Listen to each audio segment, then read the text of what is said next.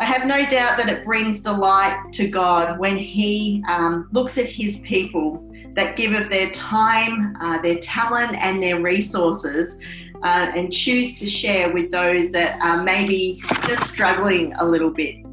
You know, the church is at its best when it matches its vigour for preaching with its vigour for missions.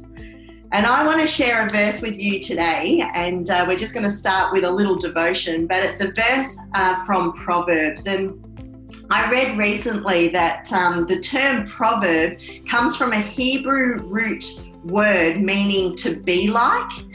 And Proverbs, as you guys probably know, is a book of comparisons between common concrete images and life's most profound truths.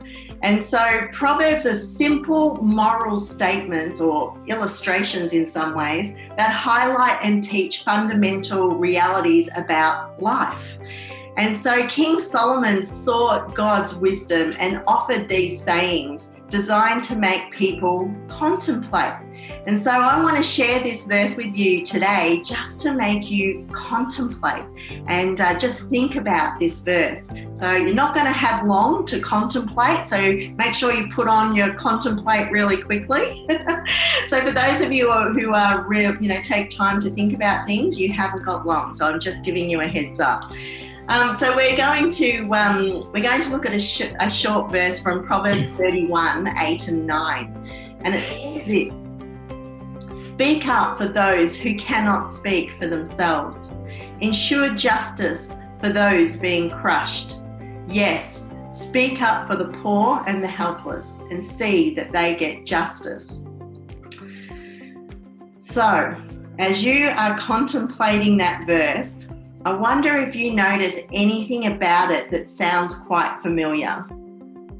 You know, you think about it for a second. This is exactly what Jesus did for us. He not only lived for us, but he also died for us, and he defended us. And he still defends us even in our sin when we seek his grace. In this Proverbs 31 verse, God calls us to plead for those who cannot plead for themselves. He asks us to stand up for others. What are you doing? What are we doing to defend the rights of those who cannot defend themselves? What are we doing to speak up for what we know is right and true in our Father's eyes? You know, I was thinking about this, and as I was contemplating this verse, I thought, you know, there is nothing more beautiful than when someone speaks up for you. And if someone speaks up for you, you feel so valued and so loved.